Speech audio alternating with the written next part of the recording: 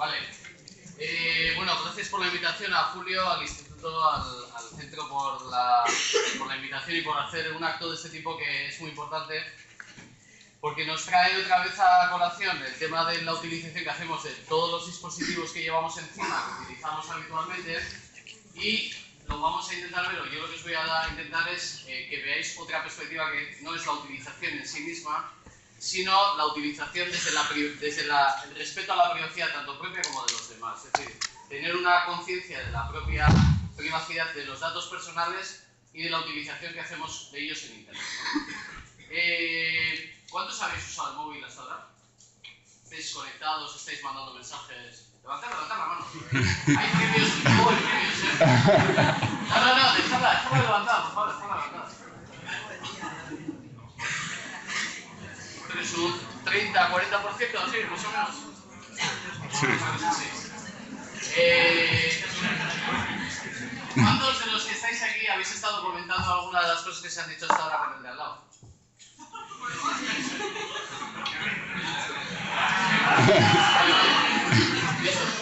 Si no, si yo os estaba viendo, ya os estaba viendo.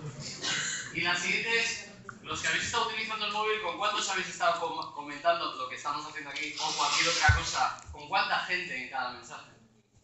¿Con cuánta gente estabais hablando cada vez que mandabais un WhatsApp? ¿Estabais mandando un WhatsApp a un grupo? ¿Estabais poniendo alguna red social? ¿Estabais comentando algo de lo que estaba pasando aquí? ¿Le habéis sacado alguna foto a la mesa y habéis dicho, joder, vaya peñazo me espera hoy? ¿Alguno lo habéis hecho? Bueno, yo he de reconocer que sí. A 1300 personas, más o menos. ¿Ves? De lo que estamos hablando, lo que estoy intentando decir es que habéis comentado cosas sobre el de al lado, pero cuando utilizáis un dispositivo tecnológico de cualquier tipo conectado a una red y esa red está conectada a Internet a la vez, lo que estáis haciendo es ese pequeño comentario que lo estáis haciendo con el de al lado y que queda ahí, lo estáis poniendo en una situación abierta a un número indeterminado de personas. Esa comunicación abierta a un número indeterminado de personas es lo que hace que ese comentario, fotografía, etcétera, etcétera, lo que pongo, mi opinión sobre lo que está pasando, lo que estoy haciendo, lo aburrido que estoy o la fotografía de mi amigo que está no sé dónde, pasa a estar en una situación de absoluto descontrol. Es decir, pasa de estar en ese entorno en el que estoy comentando algo con el de al lado y se queda ahí, a pasar a una red en la que no tengo ningún control sobre lo que pasa. Si esa información que estoy dando es una información importante sobre algo que me pasa, que pienso, etcétera, como el otro día en un estudio que os comentaré luego brevemente, un chico de 12 años le dice a los encuestadores, a los sociólogos que hemos mandado a hacer el estudio, les dice que tenía mucho miedo a decir que era homosexual y no quería decírselo a sus padres y por eso lo había puesto en Twitter. Lo que había conseguido era que lo supieran miles de personas en un instante, algo que no quería decir en su casa. ¿Por qué? Porque no distinguía lo que era lo privado de lo público, lo que ponemos en un entorno digital y perdemos el contacto de lo que tenemos controlado porque lo comentamos a 1, a 2 o a 3 amigos y lo mantenemos en un entorno controlado. Pero un poco esa es la idea que os quiero transmitir hoy con... abajo, perdón, sí, es para que estoy dando yo mal. No es que no funcione, es que lo digo. Hoy en día estamos en un entorno en el que los chavales ya, vosotros, perdonad que os lo diga así directamente, pero ya sois un poquito mayores. Y ya no sois jóvenes. Lo siento, es así. Yo menos, ¿no? Pero ya no sois jóvenes. Los sujetos que se están iniciando con las nuevas tecnologías son los niños. Los niños que tienen 3 años, 4 años, 2 años, cogen un smartphone y empiezan a tocar y su sensación natural, os podría poner algún vídeo, luego si tenemos tiempo como un vídeo que dura 3 minutos y además igual nos reímos un rato. Los niños de 2, 3, 4 años están iniciándose en las nuevas tecnologías. Son los nativos digitales y ya no sois vosotros. Son la siguiente generación que ya han nacido desde pequeños con el smartphone y la tablet en casa. Es decir, ya estamos...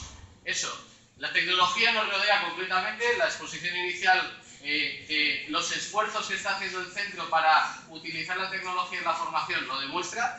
La tecnología nos rodea, la utilizamos continuamente en todo momento. El otro día había una noticia en la que se habían infectado 120.000 dispositivos tecnológicos a lo largo de todo el mundo por un virus que tiene una forma de botnet, que es un tipo de virus, que se ha ido rebotando de un sitio a otro, había infectado 120.000 dispositivos en todo el mundo, de los cuales un 30% eran frigoríficos inteligentes. ¿Cómo se os queda el cuerpo?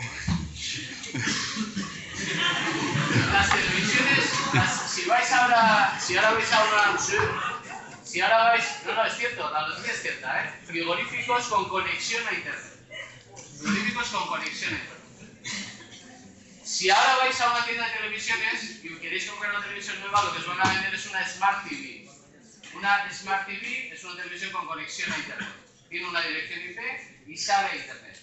Eso que supone que el fabricante de la televisión recibe o puede recibir información de los programas que veis a través de esa conexión a internet que tiene y de un dispositivo que tiene la televisión para informarle de lo que veis. Las cadenas pueden conocer lo que ve todo el mundo en cualquier momento. Tenemos conexión a internet. Dentro de 10 años tendremos 30 o 40 salidas, direcciones IP en casa, todos, porque tenemos conexiones IP. ¿Tenéis PlayStation? Pues todos tenéis PlayStation, consola, Xbox, etc. Tenéis conexión IP. Es decir, tenemos conexiones a internet, tenemos acceso a internet y ese mundo digital lo estamos utilizando continuamente. Y eso exige una cierta reflexión. Bueno, esto es una cosa de la electricidad que no sé si comentaros o no, porque bueno, los contadores eléctricos también en la misma línea se están instalando ya contadores eléctricos inteligentes que cuentan el consumo que tenemos de electricidad a lo largo del día y a través del consumo pueden establecer nuestras pautas de comportamiento. Está en casa, no está en casa, hace tales cosas a la mañana, a la noche, etcétera, etcétera. Y conocernos mejor las compañías eléctricas. ¿Alguien corre la Veolia? Nadie, joder, esto me sale fatal siempre. El otro día estaba con unos jubilados y era de esperar, pero vosotros pensáis que alguno... ¿Nadie? Bueno, la tecnología RFID es una tecnología basada en un pequeño alambre, un pequeño hilo de cobre que acumula información personal y que se puede utilizar para cualquier cosa. Las prendas que lleváis de ropa, todas, si las habéis comprado en los últimos 2 o 3 años, todas tienen tecnología RFID en la etiqueta, de tal forma que cuando pasas por algún sitio, yo con un lector podría ahora ir viendo qué tipo de ropa tenéis cada uno, qué tipo, dónde lo habéis comprado, acumular una cierta información sobre vosotros. Y esto se utiliza también en la Veolia San Sebastián para contar los tiempos, si no, como nadie podría pensar que el momento después de cruzar la meta ya tenemos la información de tiempos de todos los que han corrido. Esto es una información muy interesante porque el corredor lleva un pequeño chip minúsculo en la zapatilla que al pasar por el lector de la meta le va a contar su tiempo. Pero en esa información, en ese lector, en ese pequeño chip, perdón, el lector no, en el chip, podemos meter información de todo tipo. Y tener un control permanente, por ejemplo, se está utilizando en las empresas para entrar y salir a trabajar y no hay que fichar, sino que llevo un chip que me identifica continuamente. Cuando voy a un sitio, cuando voy a otro. De esto a identificarnos continuamente en cualquier sitio, no hay mucha diferencia. Bueno, y luego están las gafas Google. Conocéis las gafas Google, ¿no? Bueno, las gafas Google son estas. Las gafas Google es un dispositivo tecnológico que se va a empezar a comercializar en cualquier momento. Ahora están diseñando la montura para que no parezcas un tonto como pareces con estas gafas ahora, que pareces una cosa un poco rara, ¿no? Ponerte esas gafas por la calle, pues poco... Ahora le van a dar una apariencia de cierta normalidad con una montura normal y que parezcan unas gafas de sol o unas gafas de verde. Con las gafas Google tocando la patilla, no sé, ¿alguna habéis visto el vídeo y sabéis cómo funciona esto? Pues hemos probado. Bueno, con las gafas Google, las gafas solo hablan en inglés. Pero diciendo una palabra, diciendo OK Glass y tocando la patilla, se activan. Y a partir de que se activa, puedo con la voz utilizar un montón de funcionalidades que tengo. Puedo tener un GPS para ir caminando por la calle para decirle dónde quiero ir. Puedo hacer una videoconferencia en la calle mientras voy andando. Puedo grabar vídeos, imágenes, audios, etcétera, con las gafas en cualquier sitio, etcétera, etcétera, etcétera. Muchas funcionalidades que me permiten, a mí como usuario de las gafas, muchas utilidades, pero que si ahora las llevara puestas, como el otro día en el Innovation Day, donde estuvimos, las llevaba una ponente que estaba hablando y ahora os podría estar grabando a todos. Lo cual, pues bueno, así dicho, pues igual no es demasiado grave, pero si alguno de vosotros habéis dicho que hoy estabais no sé dónde y resulta que acabáis estando aquí y os grabo y ahora cuelgo el vídeo en internet, pues igual os acaba generando alguna molestia. Esto llevado a que cualquier persona por la calle en cualquier momento puede ir grabando vídeos, fotos, etcétera, de cualquier persona, supone claramente una invasión a la privacidad de las personas. Eso nos va a pasar en cualquier momento y las agencias estamos intentando presionar para que esto no pase, para que se limiten las funcionalidades de las gafas, para que no se comercialicen. Por ahora el propio precio es lo que va a hacer que no se venda porque valen 1.600 euros, por lo cual poca gente las va a comprar, ¿no? Ay, perdón, otra vez. Aquí. Bueno, y ya yendo a las redes sociales, que es un poco más a las redes sociales y a la vida un poco más actual, de lo que os quería comentar más. Las redes sociales, entendiendo ya casi por red social también el WhatsApp, que es y todos los programas de mensajería instantánea, que es un sistema de compartir información individualmente o en grupo, porque ahora ya casi todo el mundo en WhatsApp. ¿Cuántos tenéis un grupo de WhatsApp? ¿Cuántos? ¿Uno o varios? Bueno, tenéis grupos de WhatsApp, lo que supone que habéis organizado un colectivo con el que compartís información con todos a la vez, todos con todos a la vez. Es algo muy parecido a cómo funciona un mecanismo de una red social, encontrar gente y ponerse en contacto todos con todos a la vez. Bien, partiendo del hecho de que compartir es bueno, compartir información es bueno, mola un montón estar comentando cosas con los amigos, el partido de la Real, no sé qué, mola un montón, eso es indiscutible. Pero sin embargo, plantea problemas, porque hoy, cuando voy a hablar con gente que tiene más de 40, o incluso algo menos, y les pongo esta foto, les digo, oye, esto es compartir y conversar. Y todo el mundo dice, sí, claro, claro. Bueno, di una charla que la media edad era de 60 y tantos, y cuando les pregunté si esto era conversar, todo el mundo estaba, bueno, esto no, los móviles, esto es la gente no habla, pero realmente esto es compartir, igual están hablando incluso entre ellos, están haciendo una conversación, sí, no se ve nada raro, o están participando en grupos en los que ambos están, igual que esto, o igual que esto. Claro, con esta foto, la gente más de una cierta edad que no ha vivido, no ha interiorizado esto, se escandaliza bastante. Pero realmente es compartir, y compartir por naturaleza es bueno. Antes comentabais al principio los datos de navegación, etcétera, en España. En 2012, los datos son de navegación por Internet de forma permanente, 6 millones de personas conectados 24 horas al día a Internet. Es decir, que tienen dispositivos, uno o varios, que están conectados todo el día a Internet. 24 millones de personas son internautas. Pero si vemos entre 16 y 24 años, el 96%, es decir, prácticamente todos. El 100% es internauta.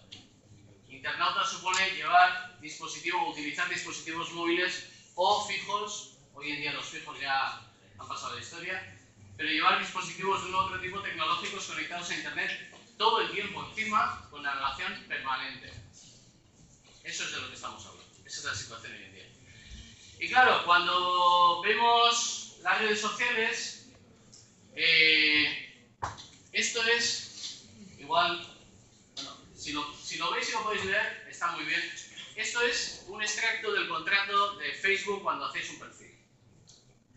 Entonces Facebook se queda, está subrayado la cláusula donde dice que Facebook se queda con todo lo que colgáis en Facebook. Es suyo y puede hacer lo que quiera, venderlo, transmitirlo, difundirlo o no, publicarlo, sacar dinero con ello, etcétera, etcétera, etcétera. Todo lo que quiera puede hacerlo. Igual que Facebook, cualquier otra red social, es decir, esto no es nada real. Se pierde totalmente el control de la información cuando se utiliza una red social. ¿Para qué se utilizan las redes sociales? Bueno, los menores está claro, cuando ha habido estudios de todo tipo, y hay muchos y luego hablaremos, creo que Julio también tiene alguna cosa que decir sobre este tema. Luego, cuando se habla de los menores, ¿por qué y para qué navegan? Pues para hacer amigos, para ser sociales, para relacionarse. Pero no solo los menores, los mayores también. Es decir, este cuento de que los adolescentes, los chavales de 20 años son los que están todo el día y tal, esto es un cuento chino. Si vemos a los adultos, todo el mundo está con el teléfono, con las redes, con etcétera, etcétera, muchísima gente. No es una historia de menores, no es un problema de los menores. está creándose un nuevo modelo social, incluso un nuevo modelo de familia. Esto es una parodia, evidentemente, porque el perro tiene tablet, no por lo demás, porque hasta el perro tiene tablet, pero es una parodia de una situación que se está dando ya hoy en día. Dispositivos tecnológicos. ¿Quién tiene, por ejemplo, no lo he preguntado antes, ¿quién tiene smartphone?